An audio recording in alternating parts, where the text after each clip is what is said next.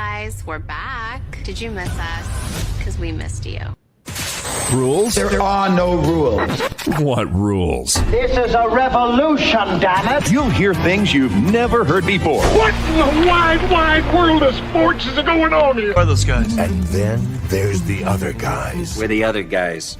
We're the guys nobody ever bets on. The following program is intended for mature audiences.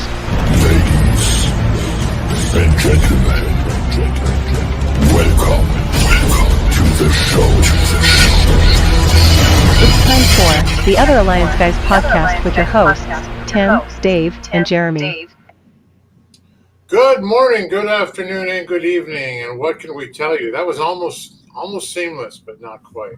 We are the Other Alliance Guys, a presentation of alliance-wrestling.com, your number one source for news and information for, it's over here.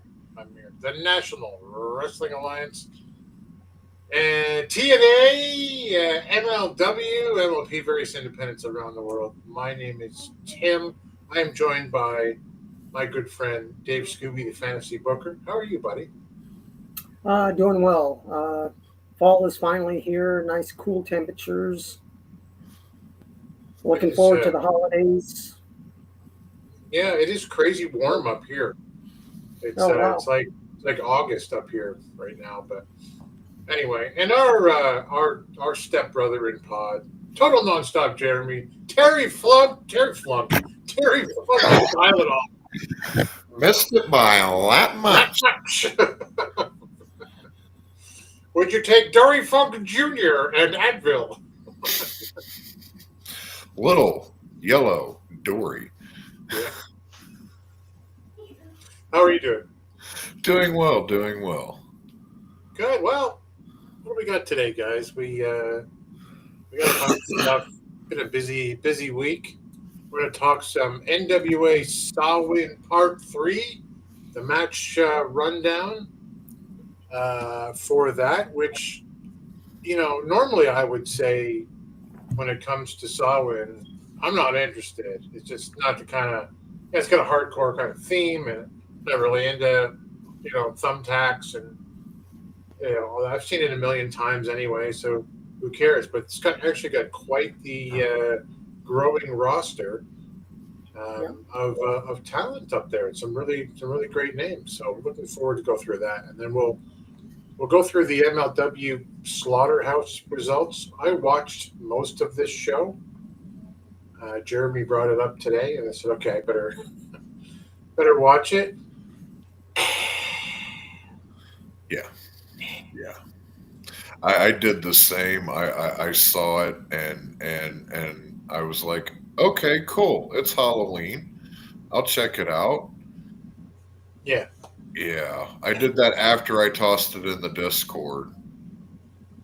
Oh, yeah.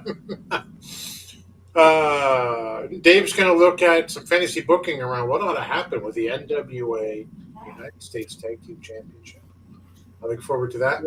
And Jeremy's got some total nonstop action for us, some results to go over. So that's awesome. Who's here right now?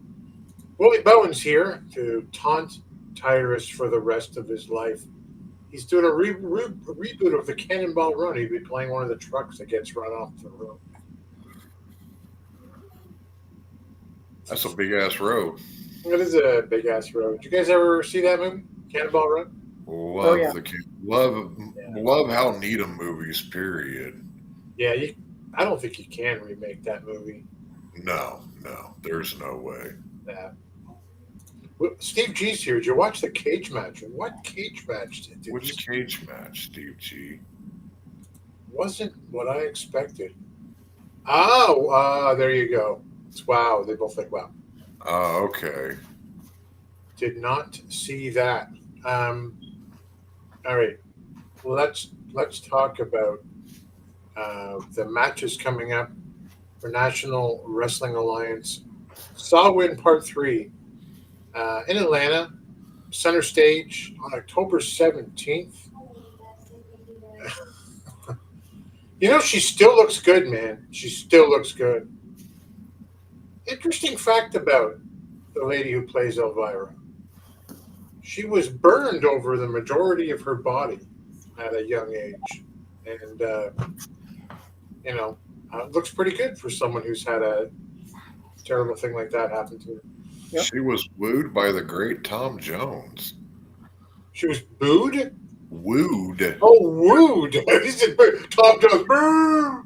Oh, God, no. You do not know. Tom Jones is a treasure. He is. He is. Used to hate when women would throw their underwear on the stage. Filthy. Stop doing that. So a number of matches for NWA Samhain Part 3, which, by the way, great title. Like, to do it as like a trilogy in a horror movie series, Yeah. I don't know. I love the posters, by the way. They have that. That's probably not the best example, but they have that sort of horror movie, feel to them. The thumbnails in our new background are so small, I can't tell which is which, so this is going to be out of order. So what we're saying about some of the names, right? Let me put myself in here in the center so you guys can be seen. The names that we like, I think, from in the Alliance, we get excited about when guys like Hammerstone show up at these events, and Rich Swann's in the NWA, and that's amazing. And Dave, you're telling me today, I looked it up on the National Wrestling Alliance.com website, which is great now, by the way. It used to not be so, but it's really good now. That the Good Brothers are showing up for Samhain. That's exciting. I'm not sure what they're going to do right now. I mean, they can throw them in a championship match if they want, or they can interfere. They have the Immortals, Kratos and Odinson, taking on Blunt Force Trauma. I don't know. Maybe the Good Brothers can take out Carnage or Damage, whichever one they want. Then they're short a guy, so then they take over the match. I wouldn't mind them holding the gold. Granted, the Immortals haven't had the gold for a long time. But, I mean, the Good Brothers are somebody that people know. Yeah. They're known from New Japan. They're known from the Bullet Club. They've been in TNA, AEW. They're former WWE champions. I mean, use them as a rub. If anything, have them stick around, have them interfere and stick around until hard times. Let them do it to get their names associated with the NWA, because right now they're not doing much. They're just doing their own thing. Yeah, and they're bouncing all over, probably having a good time. We hope doing it, but in the same sense of what you said, like have them come in and win the belts right then and there. I thought the same thing, and the same thing about this match, the NWA World TV Title match. Like when I saw this was going on down there, I thought just bring in Swann, have him win it on this event right away. Give the TV belt to Swann, and at least make a small internet buzz that Rich Swann's in the NWA and he's a belt holder right now. Mm-hmm. I'm not a fan of the TV title being not defended on TV, but if we're going to do that, let's make it something worthwhile. But I'll try to go through the order that they're posted here. I can't get these up. Only Jay can get these up for some reason.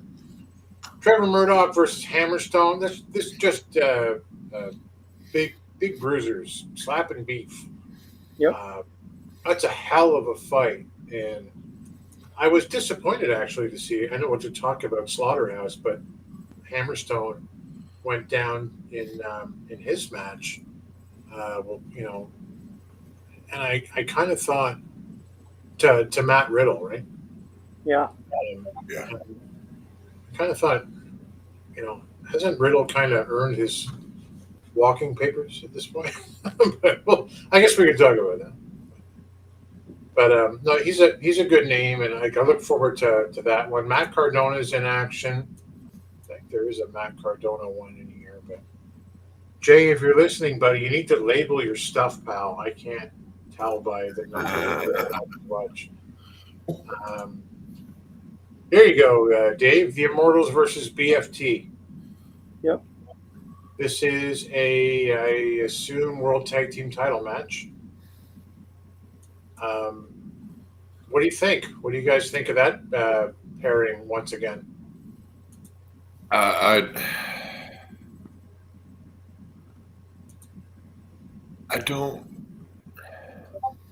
don't watch it. Yeah. I'm sure that the four of them will put on a great match. I should watch it. I really should. At least toss some for this. Toss some dollars for this to watch the show. Shotzi Blackheart will be on the show. Actually, she's also down here, so she's taking on Markova. Your NWA World Women's Champion, Dave. It's no. Yeah, she's going after the Burke. That it's. Oh, that's right. It's too soon. Yeah. But the thing is, when they're putting these out, the NWA is on quote unquote Roku TV time. So Markova hasn't won yet. Right. Throwaway hasn't won yet. I mean, they still have Tom defending the belt. And I mean, they just need to figure out a way to cut the time so it's, like I've said, 4 to 6 weeks. That if there's a title change, acknowledge it. Everybody knows, don't live in a fantasy world. Right. I'm the one that's living in a fantasy world. Sorry if I gave that one away. But it's one of these things that Shotzi is a name out on the indies that people know. She's having interactions with Cardona. She's dealing with Scarlett and Killer Cross. I'd love to see that couple brought in, even if it's just, hey, we'll pay you $1,000 just to appear on the show. You don't have to wrestle. Just not even wrestle. Just come out on the stage and take Cardona away from the NWA, because they have in Game Changer Wrestling, they're going after Cardona. So let the storylines bleed over from one promotion to another, and just this is a way to get Cardona out of the NWA. He's done about everything he can. Yeah. He's still a good name, but he needs to go away so when he does come back, he's appreciated. If he comes back, he'd be a face. Yeah, it's these things that I don't know. They're just the NWA just needs to do better in figuring out how things assimilate between TV and Roku and what's happening. I mean, like here, it's Cardona versus Daisy Kill. For what reason? Yeah. If Kill gets the win, that's cool. But I see an interference. I see somebody jumping in and just beating the hell out of somebody. But it's one of these things that, I mean, Carson Drake, they're saying, oh, he's going to be there as well, but he has no title, at least in the NWA. Out on the territories, he's a title holder, but there's no match for CBD.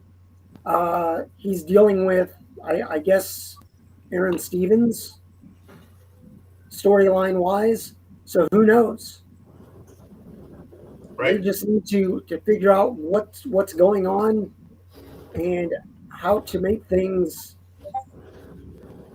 flow from Roku to their events. And I mean, like, it has Kenzie and Kylie. Oh, the sisters will be in action. Well, against who? The Hex is coming back. Are they going against the Hex? Here. Oh, it's Kylie and sorry. And then, I mean, you still have TVMA. They have the women's titles. You have the slime balls. And it's I don't know. I mean, it's all thrown together, and it's a guessing game. Yeah, because what do you? I mean, who knows? I mean, the Hex bringing in former champions, whether it be in the Lightning era, the Lightning One era, or before, bringing in champions or ex-champions to face your current champions just raises their stock. So I could see, I don't know, where, I mean, the Hex is going against TVMA, and they get taken out by the Page sisters.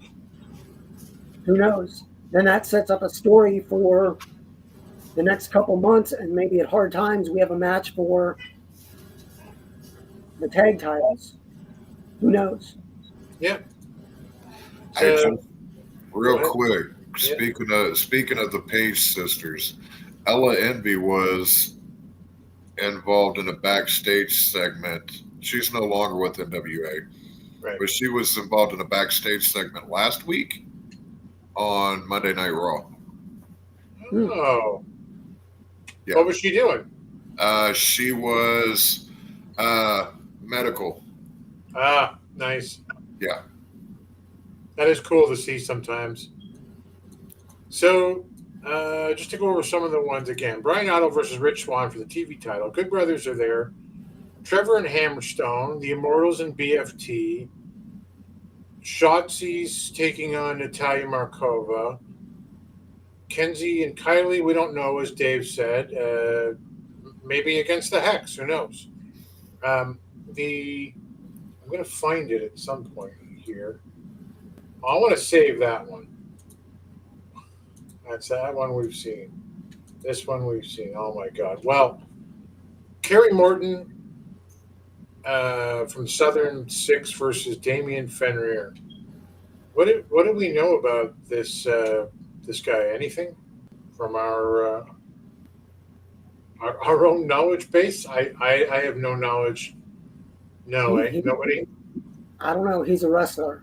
He's on the roster, but I haven't kept up with where he's from or what he's done or why Kerry is facing him.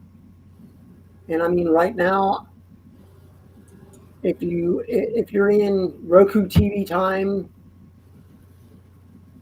the Southern Six are the U.S. Tag Champs, and Alex is a double champion, as he's also the junior heavyweight champion. Right. Throwbilly is nothing at this point on TV. But if you go in real time, on the real time line, that Throwbilly is your heavyweight champion. He holds the 10 pounds of gold. And the Southern Six, I mean, they're still the U.S. Tag Champs, but I don't even know where they're defending those titles. I'll talk about it in my fantasy booking, what I would do, but I haven't even seen them defending them out on the territories or Juggalo Pro Wrestling or any of that. So who knows? Interesting. Willie Bowen's favorite tag team, the Slime Balls, are taking on the Holy Grail, PP Smooth, and well, he's about to drop an F-bomb in the chat right now. I guess that's probably nothing one way or the other. It's a bit of a nothing sandwich. But yeah, what you were just saying there, did I find the right one? So I just want to be clear to make sure I'm not misunderstanding. Tom Latimer is coming into this event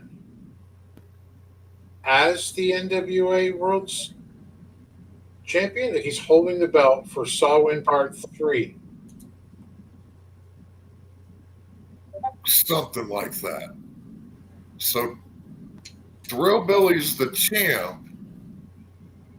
But because that hasn't shown yet, because you got to remember, Sawin's not going to show until maybe 4th of July next year. So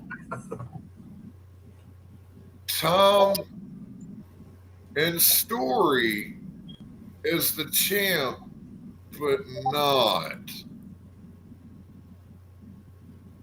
So, okay. Right. All right. But, all right.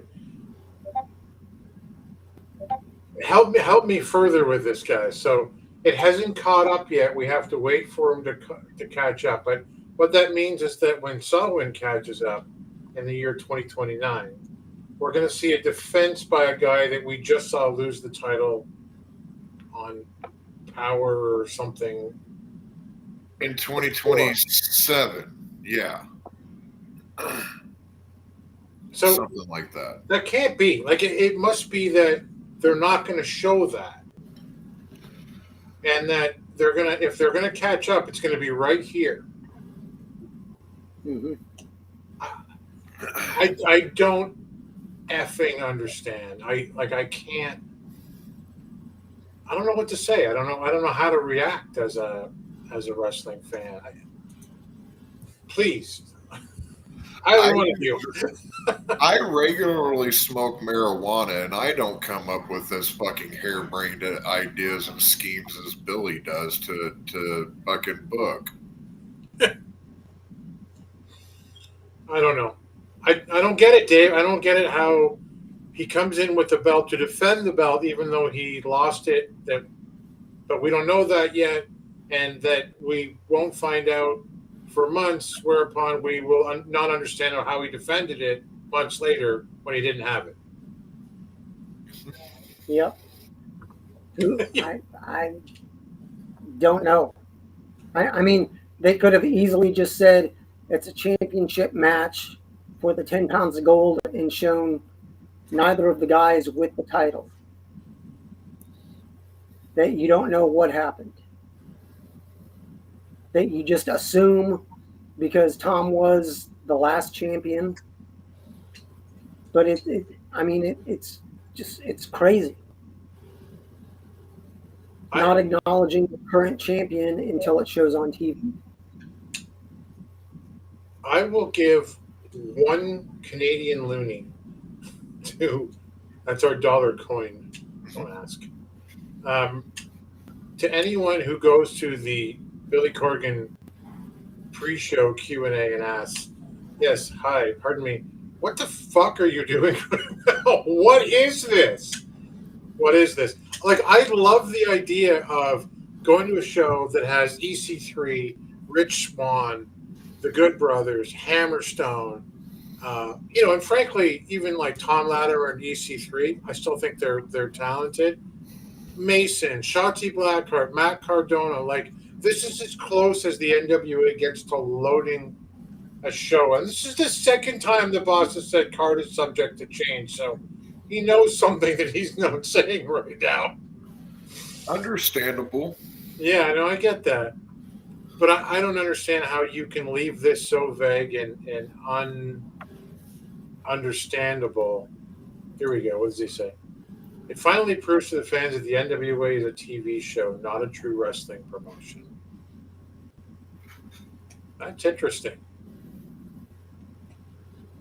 Yeah. When we last saw the NWA last season, this guy was champ. Let's pick up from that moment on. Mm-hmm. Who shot JR? It was, spoiler alert, it was like his niece or something. I forget her name. Yeah. It was Maggie Simpson. She dropped the gun, bounced around. But I mean, the one thing I mean, I'll watch it. I have it on in the background. I'll fast forward through it, but I have noticed that they've expanded on their time. They're closer to 50 minutes than they are 45 minutes. So it's maybe one more segment. I wish they'd just get rid of the stupid skits. Just show us wrestling. Just show us wrestling. I want to see wrestling with some good interviews in between, and show us what happened last week and what's going to happen next week. Hey, we've got this match planned for next week. This is why this match is happening, because 2 weeks ago, so-and-so lost to so-and-so, and now the winner of the match 2 weeks ago is going after the Junior Heavyweight Championship. Give me some storyline behind why these matches are happening, and I'll be happy. Yeah, that's all I need is some context, too. Anyway, that's the NWA, fellas. I hope they have a great card. I hope they get people interested in watching, because that's the best lineup I've seen them have in a long time. By the way, Willie said something I meant to say something about. Hex will dominate the Page sisters. I think the Page sisters are great. And I like the Hex too. I always thought Marty Bell had the greater upside out of the two, the greater potential out of her and Allison Kay. And recognizing Allison Kay was like the NWA World Women's Champion in like 2018, 19. Yeah. But I always thought Marty was, yeah. Yeah, like you said, Tim, Marty has the upside, I believe. Allison Kay, while a good wrestler, she had her time back when she was with Impact as Sienna. And it's one of these that they're good as a tag team, but they were better as opponents. They made her better, but they could get more work as a tag team as the head. Former champions who battle with the Page sisters or with TVMA, however they're going, and just have it be just a big free-for-all where they all battle each other and then they end up, the best team is the winner. I don't want a three-person tag match or a three-team tag match, but make them go through the Page sisters if they want to go after the titles. And defeating a former champions always raises your stock, or at least should in the eyes of the people watching. That if you beat a former champion, you've done something right. So who knows? Your guess is as good as mine. I mean, it's Billy we're talking about. It is less than 200 tickets sold last week. That would be for Samhain, I guess, part 3. Boss is saying. It's funny because if it is an hour in Roku, then and they're not doing it for live ticket sales, then who cares, right? If you're Billy, who cares how many tickets I sold? I'm making this an event for essentially Roku. Yeah. Is it freezing forever? Dave sometimes freezes up for a couple of seconds today, but not so bad. Oh, okay. You're okay though, Dave. Wish the turnaround, taping turnaround was faster. We all do. We kind of talk about that all the time. Yeah. Anyway, you know what I want? Like good segue right now to talk about Major League Wrestling. And before anyone goes, I don't watch that stuff. I guess Steve doesn't watch NWA or TNA. Or if he does, he doesn't like them. But MLW, you guys introduced me to MLW a year or two ago, and they always seem to me very similar. Like MLP is very similar to MLW in terms of production and just doing different things here and there. And MLW has this whole bit about matching fight styles up, whether it's lucha, like they have a whole lucha event, and or whether it's just like the big hoss fights, or whether it's scientific and aerial or whatever. I overslept and didn't make it to MLW. And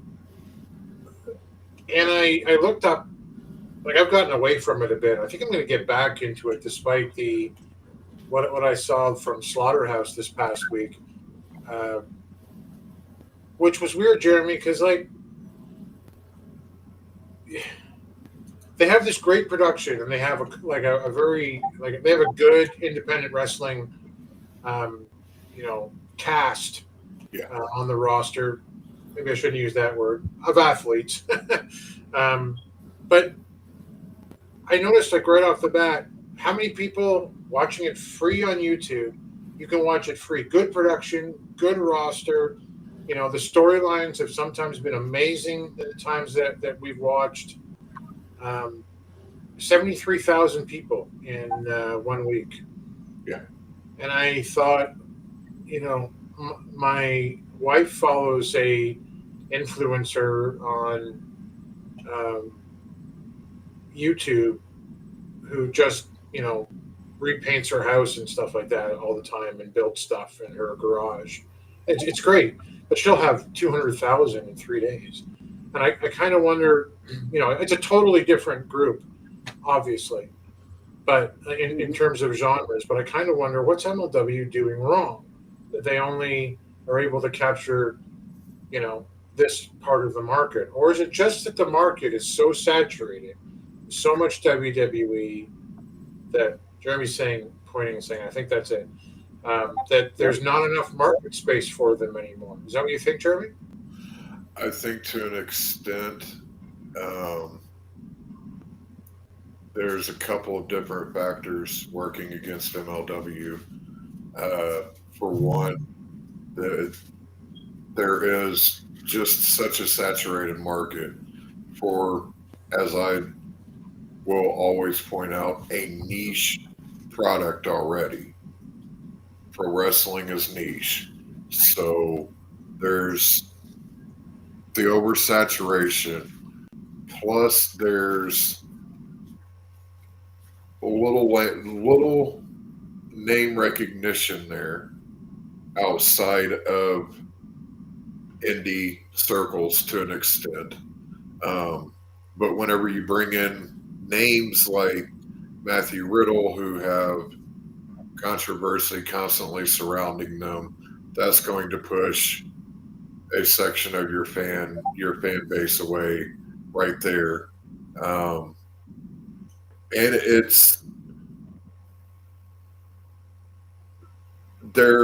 I don't want to say they're sporadic, but these are essentially their weekly shows anymore.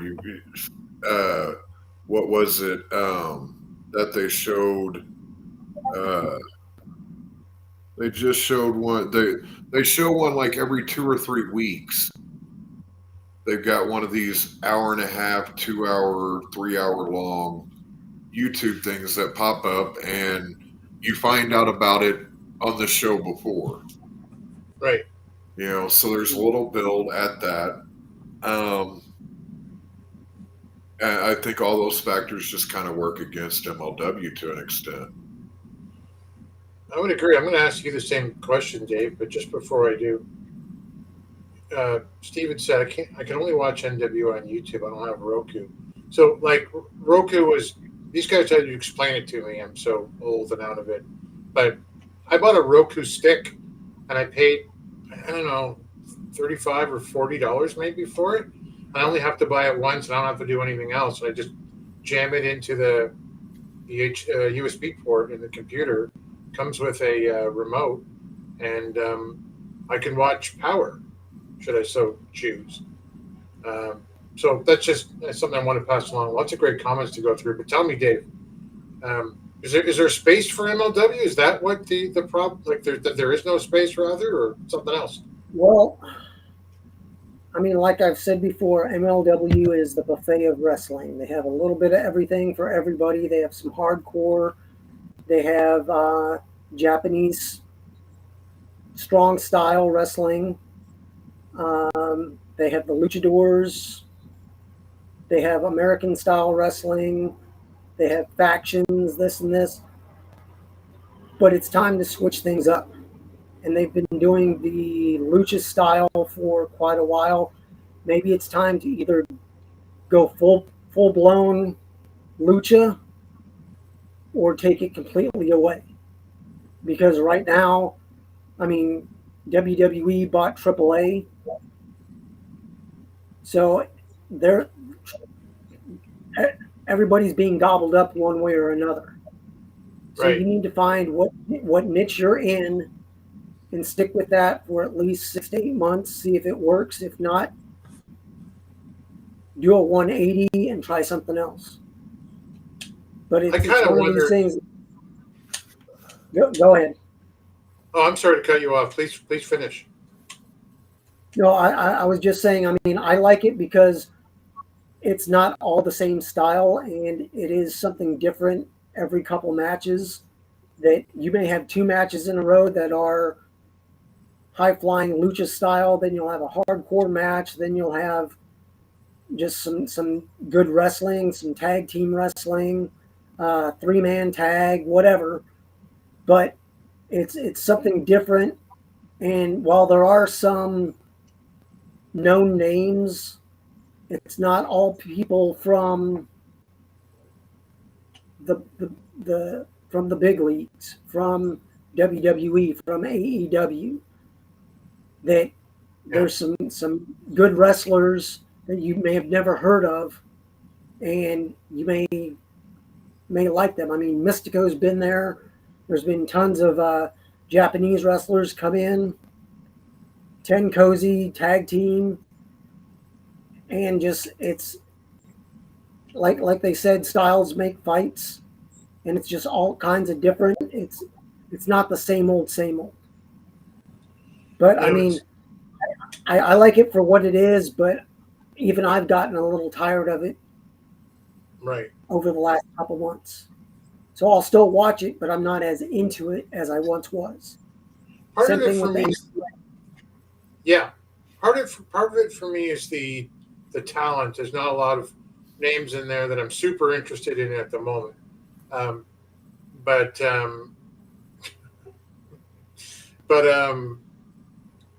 I'm just laughing at that comment that came up. I've totally lost my train of thought. What was I going to say? Oh, yeah, I agreed that there's something else that needs to be done there.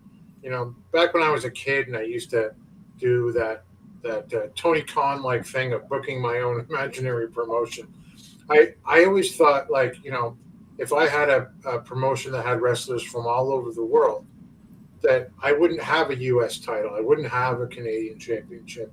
I would have something like a national heritage title. Heritage is an iffy word, and I don't mean it in any kind of weird way.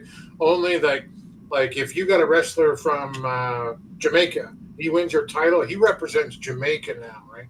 But in MLW, you could do that with a title. Just a weird thing to talk about, I know, but you could have a title where that style, if you're the champion in that of that just like that in that belt, whatever you want to call that different styles belt, that's the match rules. So Mystico's got that title, it's lucha rules until it's not, until Hammerstone takes that title, he goes under lucha rules, and when he wins, it's now American or catch can wrestling, right? They could do that with the Opera Cup. You could do that with the Opera Cup. And the Opera Cup, which is a great idea, but which just fizzles. Yeah. It fizzles. Like, I don't care by the end of this thing. It goes on so long. Just do that. I like that idea, though. That would be really cool.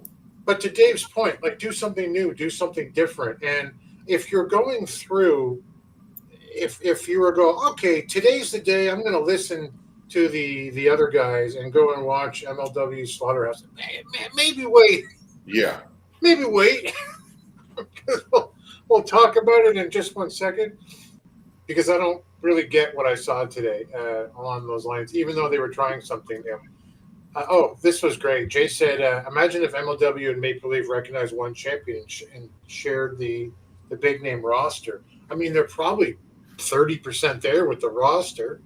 Yeah. You know, MLW or MLP has never said this is our world champion. They said this is our Canadian champion. Gives them room to grow to accept a world title from somewhere. You know, they have clearly some kind of open relationship with, I don't know if they have a relationship, I shouldn't say that, with NWA or MLW, but they do with the talent that goes to those places. So I would love to see that space be made that maybe there isn't enough room for in any one of these different places, be made a little bigger by having that kind of system. I think that would be a great thing to see. How long were those influencer videos? The ones I was talking about earlier, I'd say she's about 25 minutes in length. Yeah. 30, maybe 30 on the outside. And it's amazing. She's been doing it a long time. The one that Raluca watches, and she watches several. But just as an example, right, for the amount of videos that an influencer really spends their time honing that craft on YouTube can get. Patrick Moore said they need to promote the territories. It's clearly the NWA. And Willie agrees and says NWA needs more women and women's tag teams. Steve G. I would say that is across the board. That's not just an NWA thing. That's a TNA thing. That's an MLW thing. That's a WWE thing. That's an AEW thing.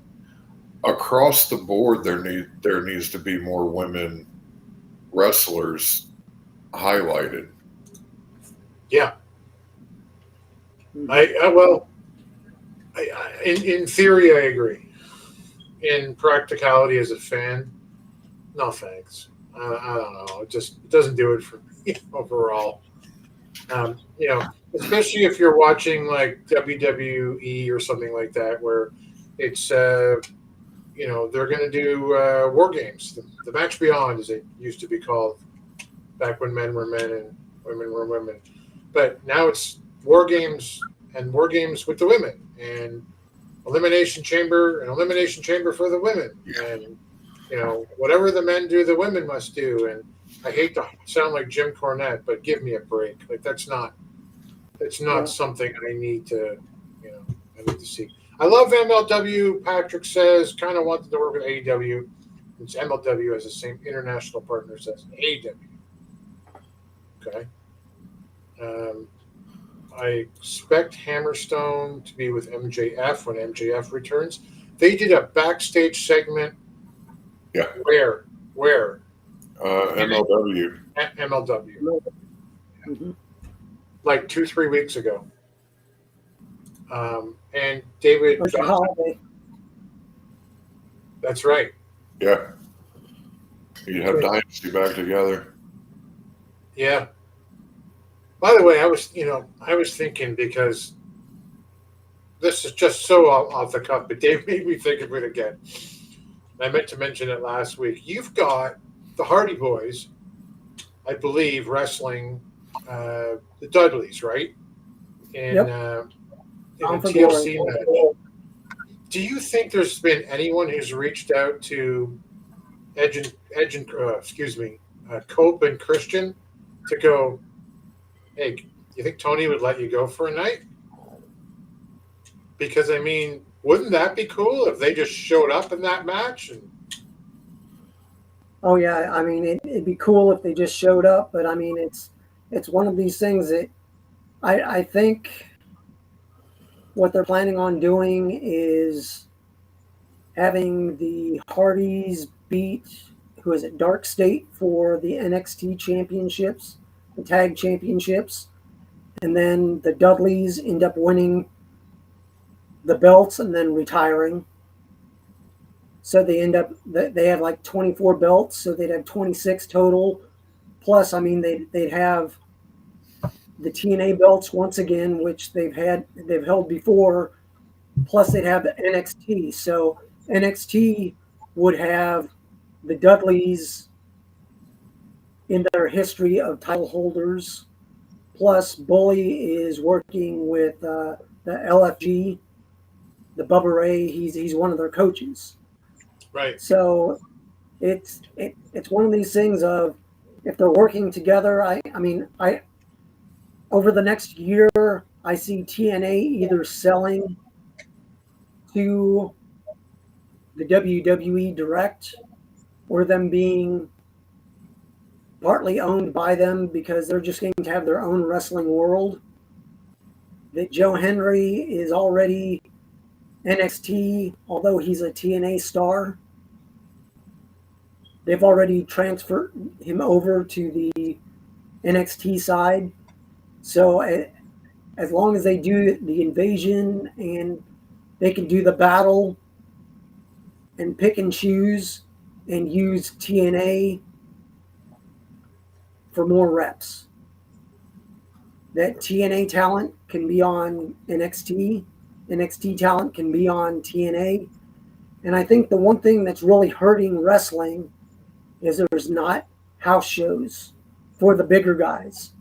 That if you're wrestling, if you're a Raw superstar, you wrestle one time a week if you're lucky. Yeah. Then if there's a premium live event and you're booked for that, but now they're only having 5 to 6 matches. So if you're not top of the card, you're not doing anything. They need to do at least 2 to 3 house shows throughout the month to get repetition, to get the experience. You can't get better if you don't hone your craft. There's people, Yeah. I mean, like the Dudleys, they don't have to think what they're doing. They just go and do the move. They don't have to think that, oh, we're going to go do a Bubba Bomb. We're going to do this. We're going to do this. Oh, we're going to get the tables. They've done it so many times over the years that it's muscle memory.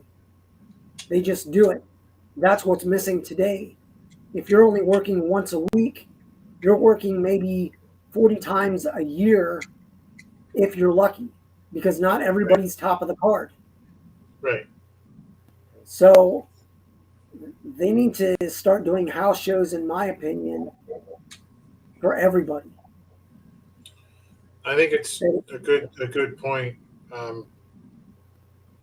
Yeah, I mean, without those reps, what are you going to end up doing? What's the product going to be if you're not going to get the skill level up? By the way, did you ever hear the story about how Devon Get the Tables came about? Right? I saw it just about a month ago. Devon was I saw it on a clip where he was being interviewed, and I think it was Chris Van Vliet who said, "How did that start?" And he said, "Well, like, I'm embarrassed, but one time I forgot to get the table, and like early on in the Dudley years, and I was supposed to go up, do the spot, bring a table, and get it in. Bubba looked at me and said, 'Devon, get the tables,' right?" So they went up, and out I went. I stood back in the ring, and we did it. And I said, because he gave me hell about it. I said, I'm never going to forget my very next match. He forgets the tables. He said, I forget the tables again. And Bubba legitimately shoved me and said, Devon, get the table. And they're just stuck. The fans loved it. It was all an accident. So, I don't know. It was great. Let's talk about MLW Slaughterhouse, because like when they did do something different here, what they decided to do was that WCW Chamber of Horrors match, the one where they put Abdullah the Butcher in the electric chair, and man, like it goes in like in Wrestle Crap as one of the worst matches of all time. But that's what they decided to do, and that's really your main event because it's for the MLW World Title. You've got Mads Cruel Kruger, just Cruel if you prefer, defending against Brock Anderson, C.W. Anderson, Chris Adonis, Matthew Justice, and Mr. Thomas. I love Mr. Thomas. Yeah.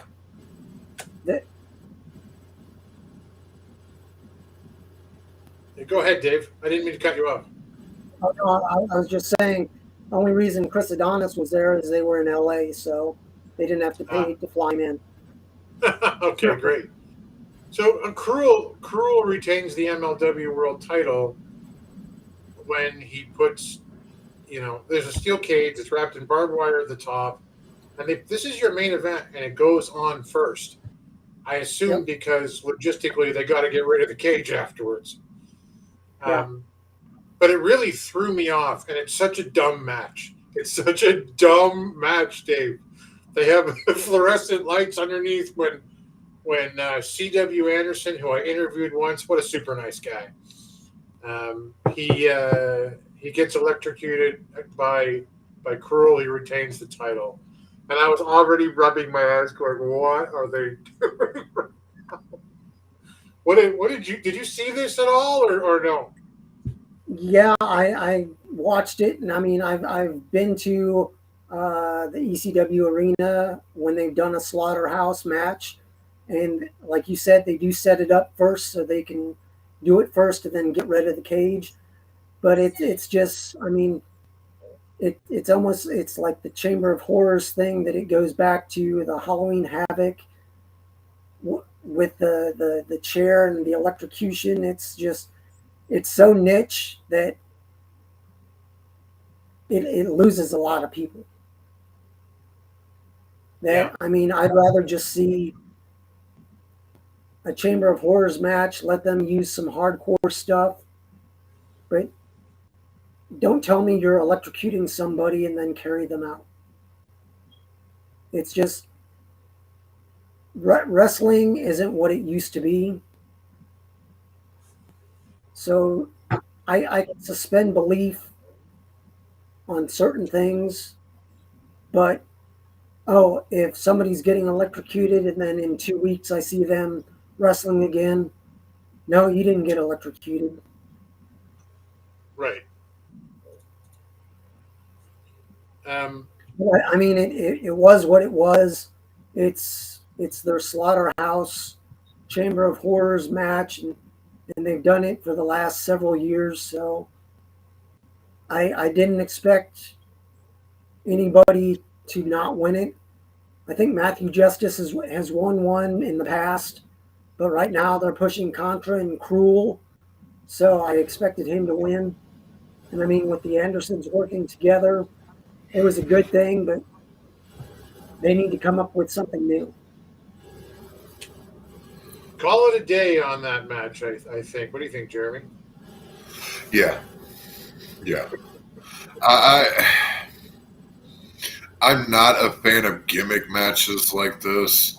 I just kind of, I never cared for the like the casket matches or whenever Taker would bury somebody. Just have the damn match. Yeah.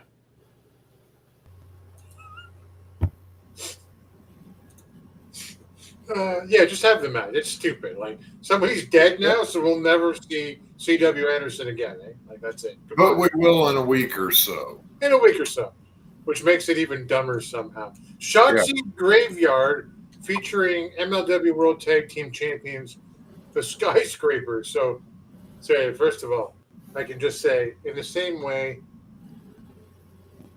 if you're going to like maybe copy a match, you don't want to do Chamber of Horrors. That's not where you want to start. If you're going to copy a tag team name, I mean, that's Dijak and Bishop Dyer, right? Yeah. And I mean, I'm not saying this is MLW's fault per se, but I don't know. Wasn't that Danny Spivey and Mean Mark or Sid Vicious? It was all three of them at one point. It was all three of them at that point. Yeah. Terrible. I to refer to them as that they are tall guys. They're not big guys. Yeah. Yeah, that's true. They're slender. Yeah. Yeah, Dijak isn't, or not, yeah, Dyer isn't an absolute monster. He looks good, No. but he's not, yeah. I don't know. In this match, what happened with that? Shachi's Graveyard wasn't a match, I guess. I didn't see this part. The Skyscrapers, Dyer and Dijak, Contra interrupts, attacks the Skyscrapers. Priscilla Kelly video airs and she challenges Shotzi to a match on November 20th. Yeah. Okay. That will be a spooky girl match. That'll have guys watching. Sure. Then there was a bunch of Opera Cup 2025 quarterfinal matches, which again, I don't know. It peters out for me after time. Volador Jr. defeats Star Jr. Satoshi Kojima defeats Bishop Dyer. Kojima! I would pay money to watch that match. Austin Aries defeats Paul London. Paul London's wrestling? Yep. Beautiful thing. Wow. It's a fucking beautiful thing. It really is. He can still go. And he's just as smarmy as ever, too. The dude can still go. I'll go back to this for a second. Look, I'm sure that isn't it Vincent Kennedy McMahon? Terrell's his alter ego. Never mind. All right. He won't buy anybody if he ever wants to go back into wrestling. By the way, he still owns like 5% of the WWE, so he doesn't need to. He wouldn't buy anybody. He'd just create his own brand and do that. There's certainly not the NWA or anybody else. Yeah. He doesn't own WWE or TKO stock anymore. He sits at the head of Endeavor, not the head, but he's part of he's Overland Capital or whatever it is. He's a non-voting board member, I think. Or he's a shareholder or whatever you call it. Yeah. Yeah. By the way, Paul Walter Hauser, it always freaks me out when I see him on MLW. Like, what are you doing here? You're a decent actor. Get out of here. You're worth millions. So he'd probably buy this place. No. Yeah. You don't want him to leave, or? I don't want him to wrestle. I would rather he be in a managerial role. Yeah. But I appreciate the fact that he is unabashedly in interviews and stuff a wrestling fan and goes out of his way to push it. Sure.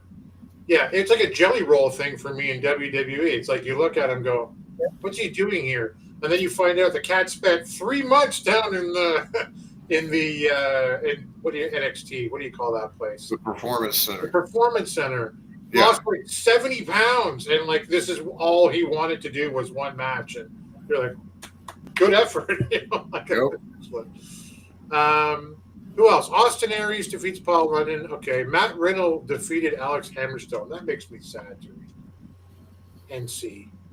And then the MLW Women's World Featherweight. I love that the women's title is the featherweight title. Shoko Nakajima defeats Himawari to retain. Opera Cup 2025, the final one, because it's such a legendary match, I think, Dave, on the luchador front. Mystico defeats his arch rival, Ultimo Guerrero. What'd you think of that match at the end, Dave, and what'd you think of the whole thing overall? Well, I mean, of course, they're going to push Mystico. He was top 10, I believe, in the PWI 500, whatever. But, I mean, it's one of these that, I mean, they had Aries attack him after the match. Aries is a name, but he's not a name that I'd want associated with my promotion. He's just old and tired, and I don't know. They need to build up from within, that you have your older wrestlers that can still go, but you got to take somebody along for the ride and see if they can hang with you. So I mean, I don't know who I would have picked, but I mean, Mystico as a winner of the Opera Cup, hopefully they can use that to build him up and go after the championship, because I really don't see Riddle sticking around that much longer just because he's making waves and they're not good waves. He's basically drowning himself. Yep, 100% agree. What did you think of over the whole thing, Jeremy? You watched it after you threw it in our Discord. What were you thinking overall? I was gonna give it like a C plus, but then they brought a double in. Yeah, automatically dropped it to a D for me. Fuck that guy.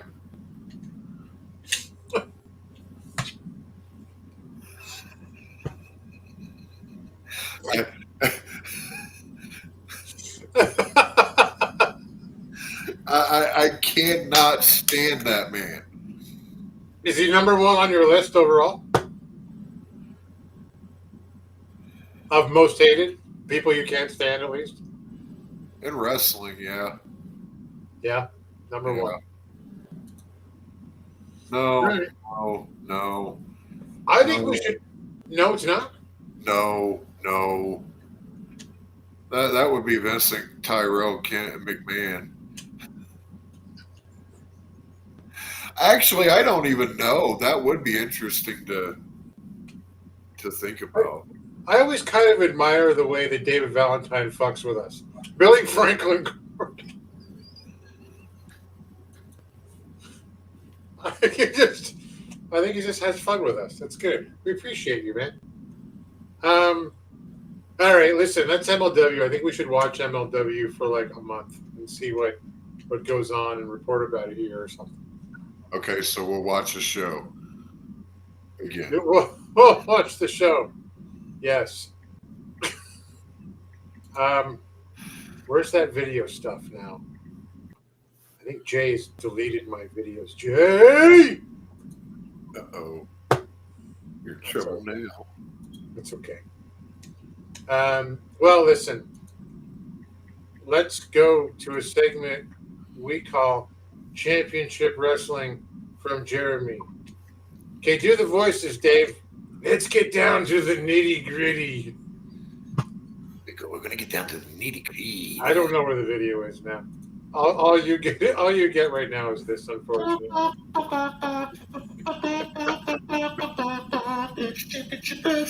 Jeremy. We need to cut that as a clip and just play that from now on. What? Oh, Victory! I gotta get rid of Victory Road here. It's not Victory Road. We did Victory Road. What's happening on TNA post Victory Road? Well, the show started out with Santino Marella meeting Mike Santana out in the parking lot before the show actually kicks off, and he explained to Mr. Santana that he cannot in any way, shape, or form put his hands on Tricky Williams. If he does, he loses his title shot at Bound for Glory, but made sure to let Mike know that if for some reason Tricky Williams touches him in any way, then it is what it is. I'm sure you see where this is going to end up going. Of course. Then the show opens proper, and we get the King of TNA, Frankie Kazarian, in the ring to open up the show proper with the King's speech, and that's never a bad thing, giving Frankie a mic. He begs for, or no, the King doesn't beg. He begged, but he gave the crowd 3 to 5 seconds to give him a standing ovation. Some did. I would have had I been there. I'm a loyal servant, you know. I know my place. So, but he then he calls out Kalani Jordan, and he speaks his mind on the current champions of TNA. And when it comes down to any of them, there's only one king, and that's Frankie Kazarian. Kalani comes out, and he's like, hey, look, I just want to let you know that all the girls in the back say that your win was a fluke. And, you know, I don't think that, but just making you aware of this. She makes her accolades known. But as she finishes up, Trick Williams comes out, and he talks for a moment, and they get all up in faces together, and they have a little back and forth, and the next thing you know, we've got a mixed 6-way tag match with Leon Slater, Indy Hartwell, and Matt Hardy against Frankie Kazarian, Trick Williams, and Kalani Jordan. I don't know how we got there. It just got there somehow. That was not a good match. Just the delivery. That was not it. It was solely there to set up the opportunity, the Deus Ex Machina of Trick Williams bumping into Mike Santana, right. So that way there's that little confrontation. Then we got Tommy Dreamer came out with and had part of the TNA locker room ahead of the showdown with NXT tomorrow. Rallied them up real good and everything. It was a good rah-rah speech. Tommy, lay off the fucking Oreos, bro. I love you, buddy. Once you're around for a long time, you got a good wrestling brain. Lay off the fucking Oreos, pal. We then get injury report. We then see Xia Brookside, Li Ying Lee together. They're the Angel Warriors. And they faced off against Kat Von Hees and Ava Lawless. Wow. 2 complete jobbers that did the job. This match kind of sucked too. Oh boy. We then see Santino Marella informed Joe Hendry that he has a rematch with Eric Young next Thursday, and this time it's no disqualifications because of course it is. It just is logical sense, you know. Then we see TNA legend The Amazing Red motivating Mike Santana. You can go back and watch this one. It was pretty good. I enjoyed this one. I like it. I like The Amazing Red. Yeah. Wow. How old is he now? He was a kid when I first saw him, so it might not be as old as I think. I want to say he's. I'll look it up. Carry on. I think he's like 3 years younger than me or so, but just an amazing talent and very underrated. A wrestler's wrestler. I would say a cruiserweight and a high flyers wrestling's wrestler. You know, paid to set a lot of standards and stuff, and very innovative in the ring. 43. 43? Yeah. Okay, so he's 5 years younger than me. Okay, yeah. Cool. We then got the hometown man facing off against Nick Nemeth. This was a good, funny little match. It's the hometown man. As I stated, I believe last week, he's undefeated going into this match, and totally not Cody Deaner. I want to dispel all those heinous fake news reports out. The hometown man is the hometown man. He's a man of mystery, but he's not Cody Deaner.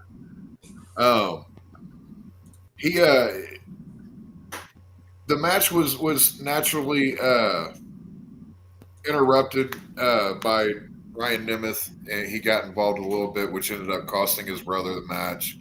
I'm like the slow build that they're doing to these two finally imploding, because it's going to happen with the Nemeth brothers, and it's going to be hilarious when it does. After the match, the Nemeths continued the attack on the hometown man. Matt Cardona tried to make the save, but fell victim to the numbers game as well. We then hear from Gia Miller, who is going to step into the ring at Bound for Glory to get her revenge on Tessa Blanchard. And I don't know how she's going to do in the ring, but her promos are fucking great. Really? Like, she really comes across as like, this is her saying this. You know, she got bullet points, I'm sure, but I do believe that this is her. There's conviction with it. She's flat. Win, lose, or draw, Tessa's going to know that she got into a fight is essentially her message. We then got the war between Order 4 and the System continued as Tasha Steelz took on Alicia Edwards. All members of both factions were out there for this. Alicia came out fast and furious right out the gate as soon as the bell rang on this one, and was just getting into it with Steelz.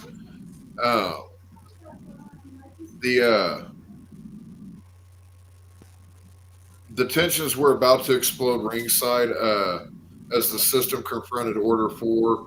Steelz swung on Alicia with the kendo stick and missed, and this allowed Alicia to use it to her advantage and deliver pedigree to Steelz and pick up the win here with that.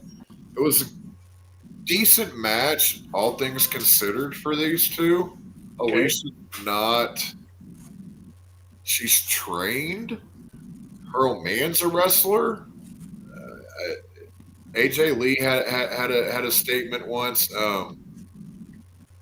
Wrestling talent's not sexually transmitted. This is a case of that. She's a good hype person. She's good ballet. You know, she's decent on the mic, but in the ring, there's a lot of holes there. We then saw Tessa Blanchard respond to Gia Miller, basically calling her a crybaby and a scared little girl, and told her that basically you don't want to step into the ring. If you do, you're going to suffer the consequences. I think this one will be a really solid match between these two. I don't want to say match. I think it's more just going to be a brawl, but I think it'll be pretty good. We then get a breakdown of Bound for Glory and the path to Bound for Glory next Thursday. And we will see Mustafa Ali versus Dango. We'll then see X Division champion Leon Slater as he looks to send a message to NXT's Javon Evans. Within, we'll see Matt Cardona and Ryan Nemeth.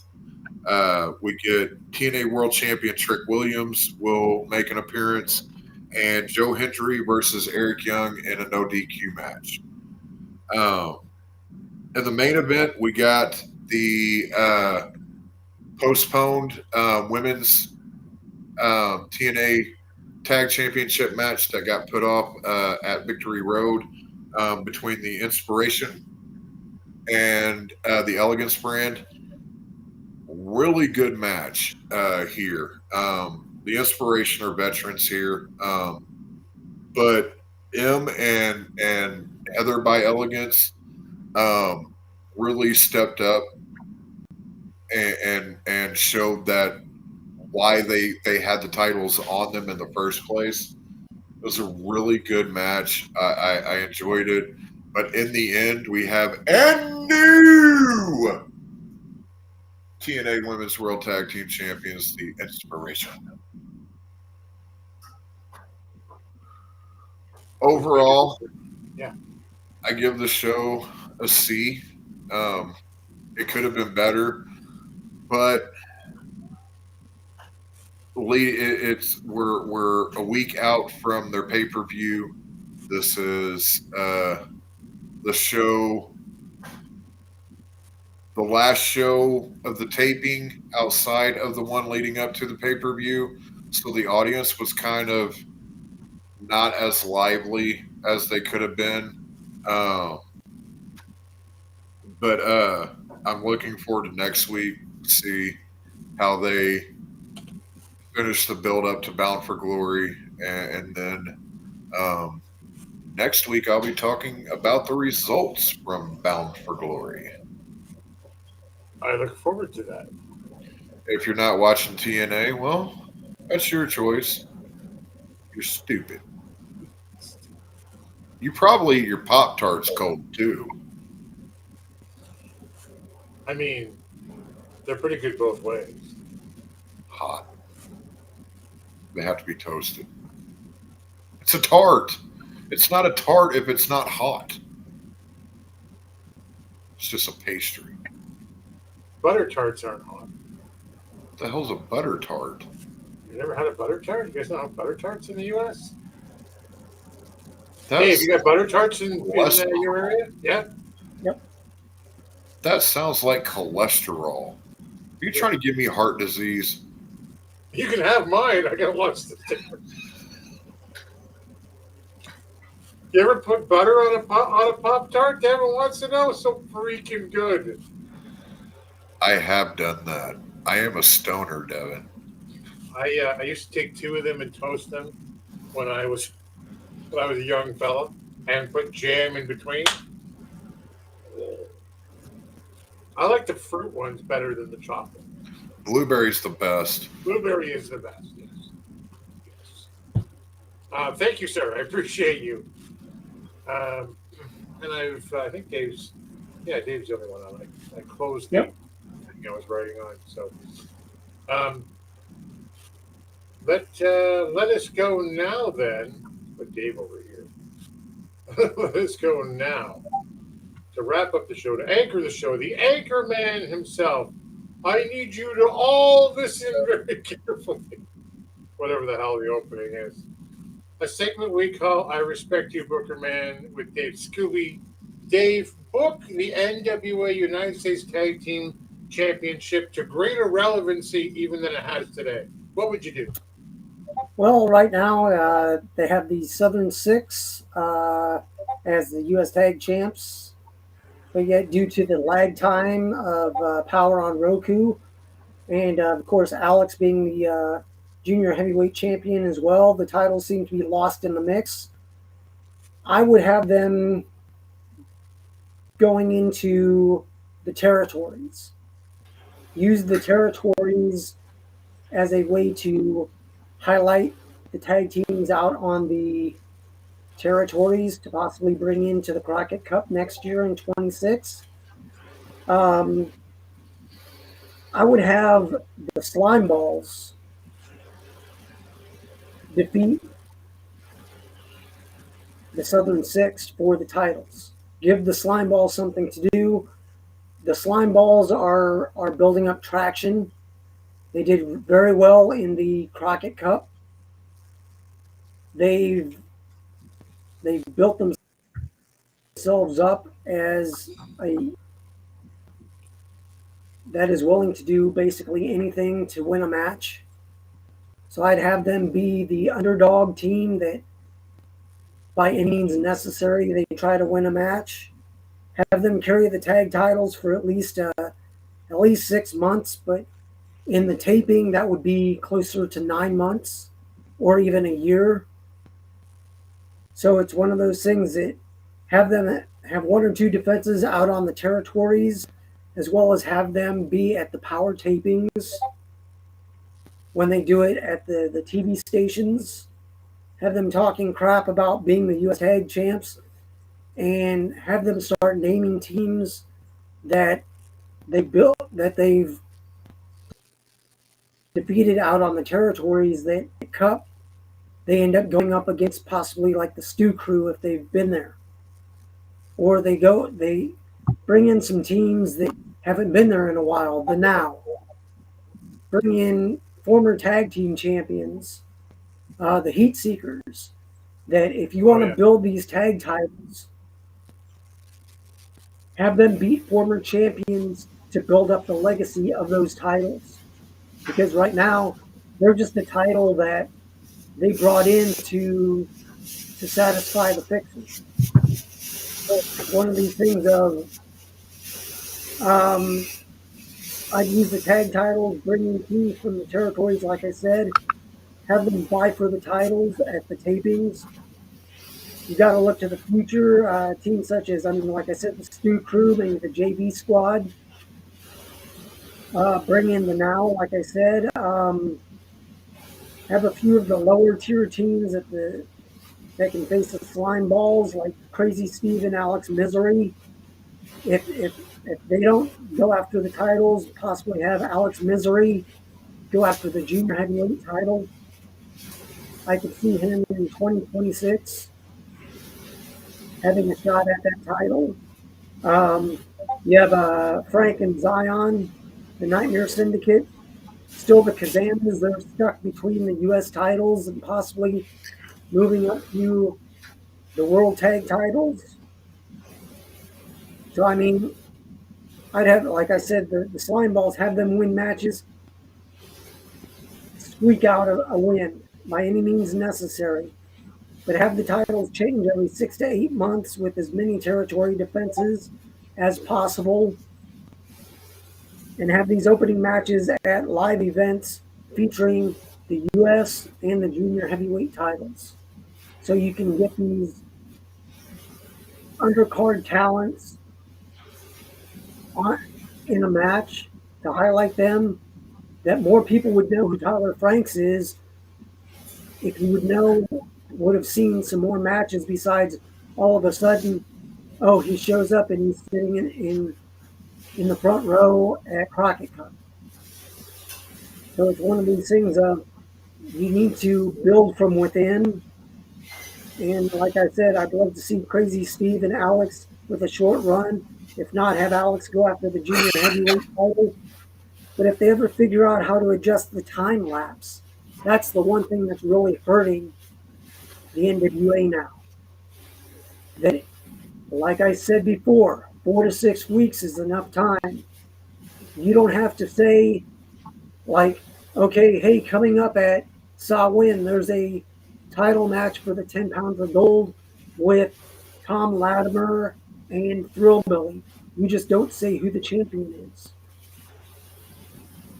Don't make us assume who the champion is or make us look dumb by thinking, oh, Thrillbilly's the champion and he walks out and he's the challenger. What the hell, guys? Come on, make it better. If they can adjust the time between the tapings and what's shown on Roku, I think all the titles, but especially the U.S. tag titles, they could become relevant again. The national title and the junior heavyweight title.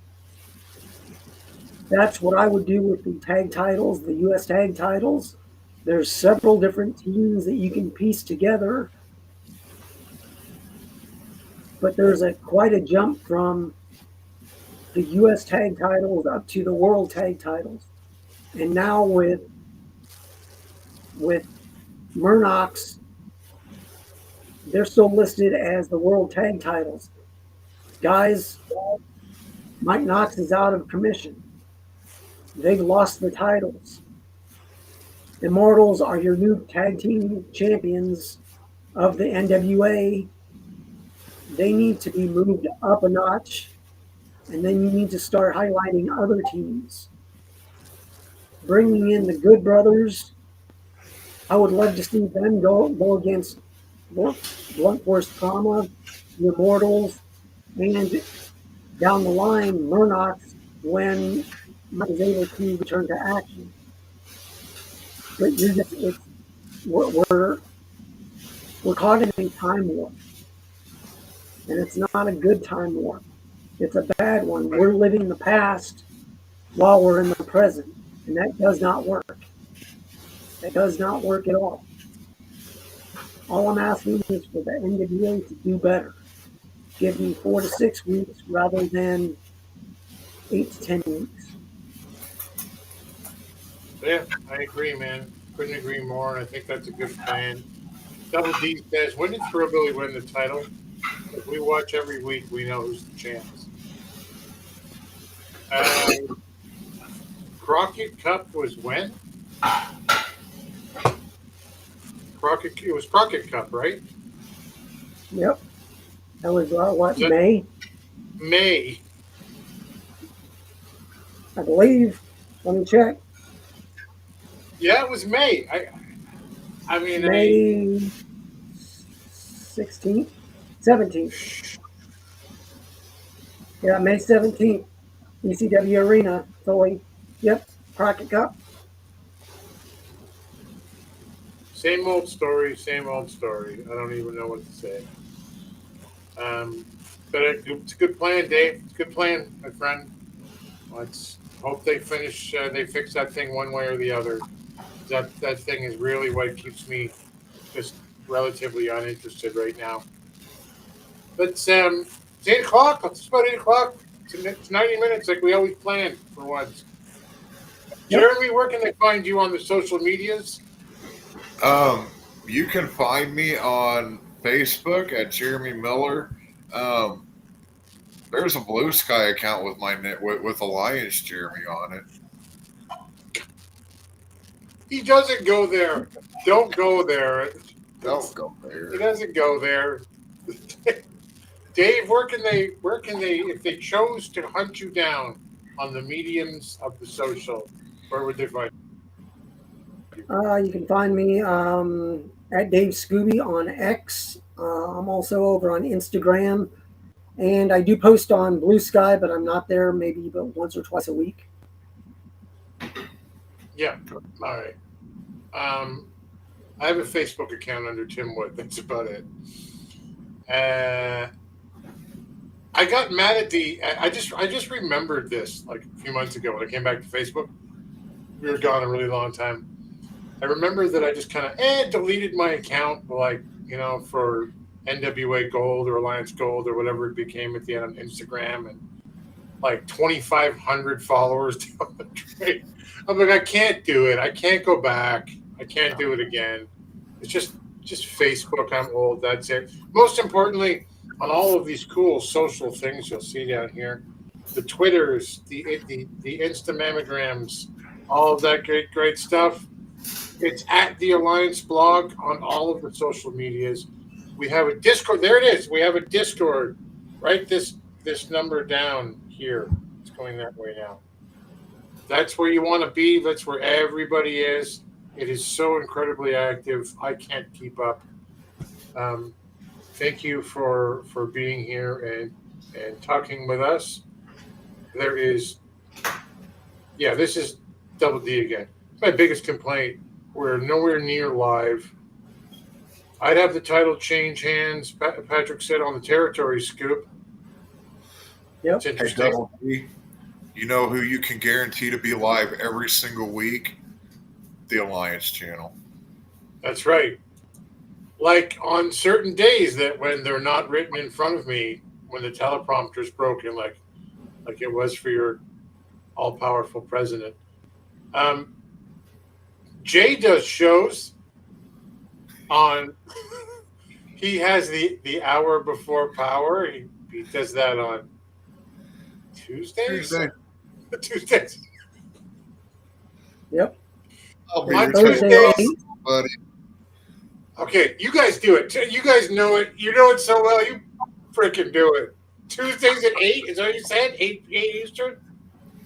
5 Pacific? Tuesday at 5 p.m. Eastern. Couple hours before the 8 o'clock power on Roku if they remember to upload it. Then on Thursdays, it's the Alliance guys with DKM, Jaden, and the Professor Rick Del Santo shows up every once in a while. And that's on I never heard of Thursdays any at of them. They sound like schlubs. Yeah, they're pretty cool guys. They are. They're actually all pretty great. Who's in the CFL playoffs? I don't know. Go Birds! Until next time, we will allegedly play a video and see you at the matches. Thanks for joining the stream. This has been a presentation of Alliance-Wrestling.com. We genuinely appreciate your support. Would you consider subscribing so you'll never miss a future episode? I'd also like to remind you we do a live stream every Tuesday at 5 p.m. before NWA Power. You can find us on social media.